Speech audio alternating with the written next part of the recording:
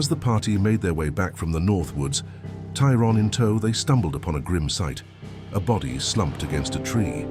The scene was eerily quiet, save for the rustle of leaves in the wind. Regmir and Zed quickly approached, their eyes scanning for signs of life, but it was clear the man was beyond saving. A closer inspection revealed bite marks, likely from wolves, but it wasn't the cause of death. Instead, the man had died from asphyxiation, a faint trace of enchantment magic lingering in the air like a ghostly whisper.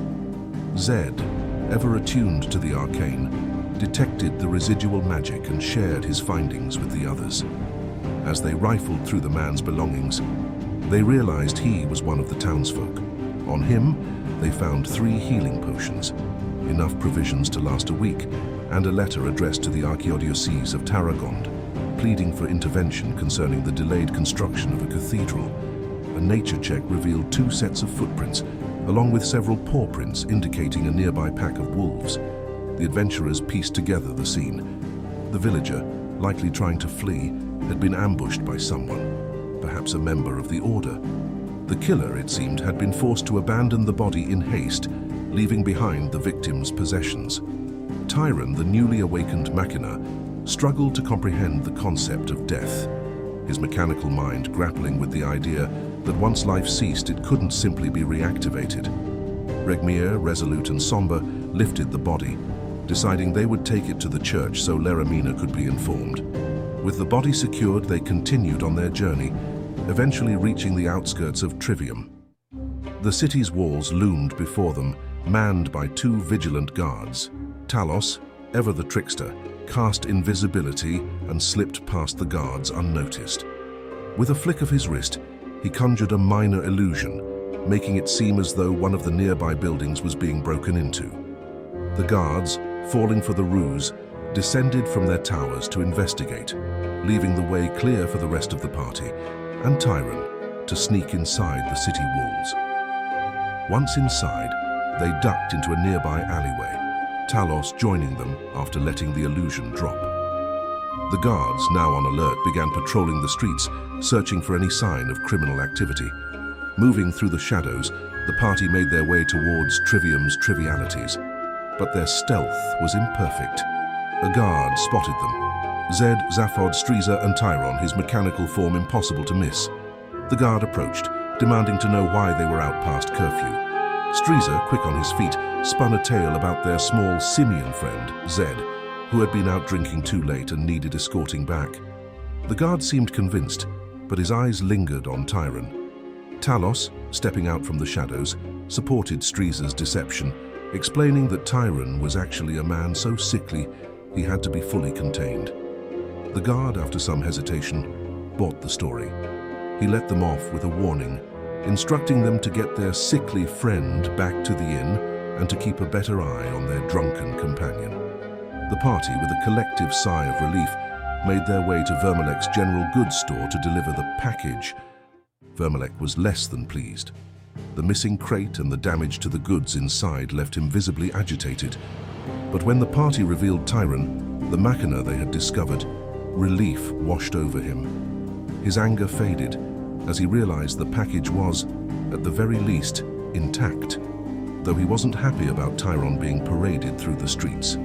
The damage, they explained, was the fault of the bandits, prompting Vermalek to mutter, "I guess the Jade Hand isn't what it used to be." Before they could leave, Talos reminded Vermalek of their agreement. They wanted information on the hooded figures they had encountered throughout town.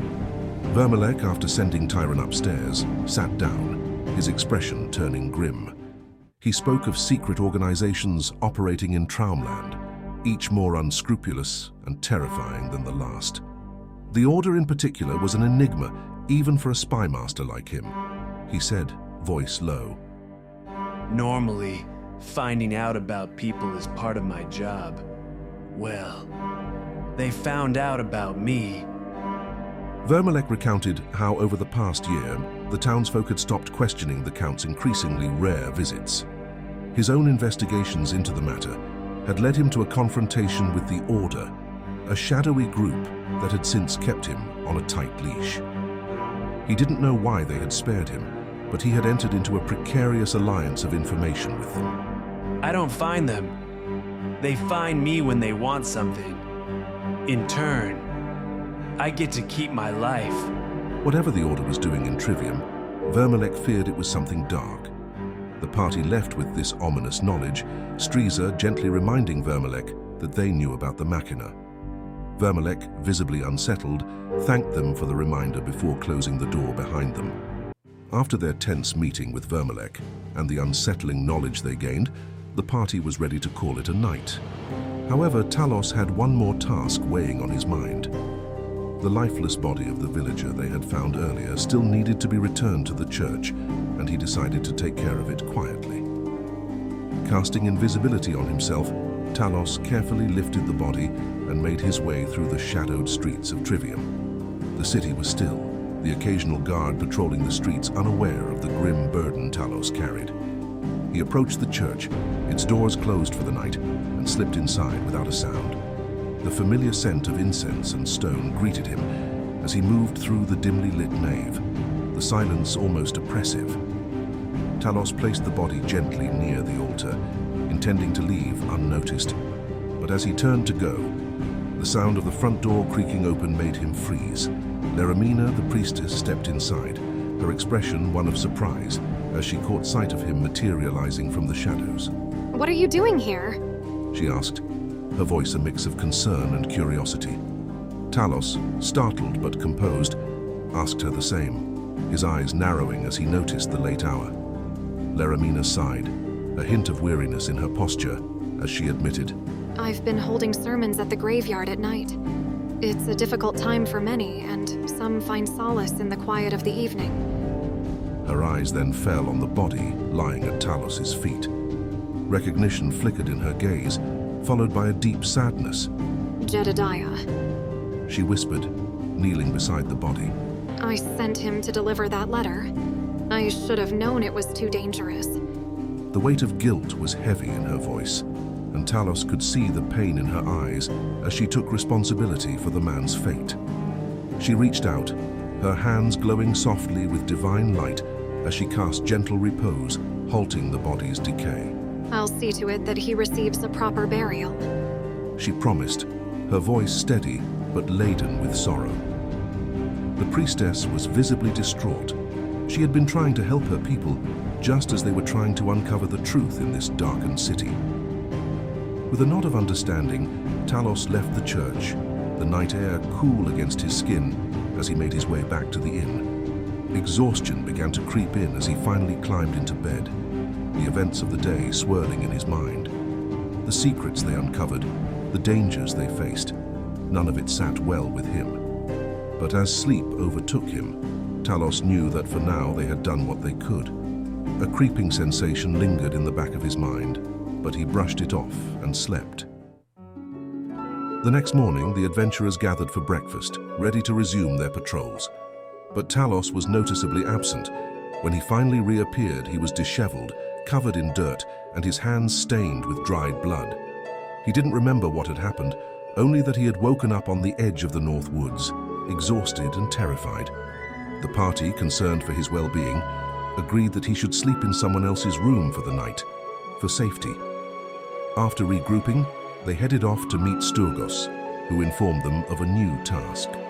A young girl, the daughter of a warehouse worker, had gone missing, and they were to patrol the South Woods in search of her. With little time to lose, the party set off, combing the woods for any sign of the girl. During their patrol, they found various plants and herbs, including bloom sage and fire lilies, items on Bonnie Fangs's list. They also spotted a perfectly shaped bloomleaf fig, which they collected for farmer Bon Jovina. As they continued, the sky darkened and rain began to fall. The mists of Trivium started to move strangely, coalescing towards a clearing. Following the mist, they discovered it enveloping a geode on the ground. As Talos approached, a bolt of lightning struck from the sky, shattering the geode. Though he managed to dodge the lightning, shards of the rock cut into his skin, leaving surface wounds. Inside the cracked geode was a large, crystalline shard, pulsing with a neon blue glow. The Dragonborn recognized it as a shard scale, a piece of arcane magic believed to be the scales of the Sorcerer Kings. Zed, through his studies, identified it as a glint shard, a powerful conduit for magic, valuable to arcane schools and used in the crafting of magical items. This particular shard was large, estimated to be worth between 800 and 1,000 gold pieces. The party continued their patrol, eventually stumbling upon a section of the forest where the trees were splintered and the ground littered with stone debris. It looked like the ruins of an ancient structure, now completely destroyed. Talos's keen eyes noticed something odd among the debris. Petrified woodworkers, frozen in their final moments. As dread settled over them, two large reptilian creatures emerged from the shadows, basilisks, their diamond eyes glowing with a petrifying light. Combat was swift and brutal. Zaphod and Regmir charged the front lines, clashing with the creatures, while Striza met the gaze of a basilisk and felt the creeping terror of petrification. But with a final burst of will, he broke free, just in time to help his companions. With Talos, Zed, and Striza supporting from the back, Regmir and Zaphod managed to defeat the basilisks. As they pressed on, still shaken by the recent encounter, the party found themselves meandering through a dense section of the woods. The air grew heavy, and a foul stench began to permeate the area. Suddenly, from behind the tree line, a massive, gnarled set of teeth appeared, belonging to a creature obscured by the thick foliage. The maw opened wide, releasing a noxious green cloud that quickly spread through the area. The cloud was overwhelming, its putrid smell nearly suffocating the adventurers. Zed, Talos, Striza, and Zaphod all succumbed to its effects, their bodies weakening as the poison coursed through them. Only Regmir, with his natural resistance to poison, remained standing, though the stench was nearly unbearable even for him. Realizing they needed to escape, the party stumbled away from the creature as quickly as they could. Zaphod, determined to save his companions, channeled his divine power through lay on hands, purging the poison from their systems. Slowly, the effects of the toxin lifted, and the adventurers caught their breath, thankful to have escaped with their lives. The encounter left them wary and more cautious as they decided to head back to town, the woods holding far more danger than they had anticipated. Exhausted and weary of the dangers lurking in the south woods, the party made their way back to town. They stopped by Farmer Bonjavina's to deliver the fig, earning their pay before heading to Bonnie Fangs's potion shop to return the plants. Bonnie, bleary-eyed and disheveled, confessed she hadn't been sleeping well, but dismissed it with a wave, saying the pipeweed helped. The session ended with the party leaving Bloomin' Billows, their minds heavy with the events of the day, but ready to face whatever challenges lay ahead.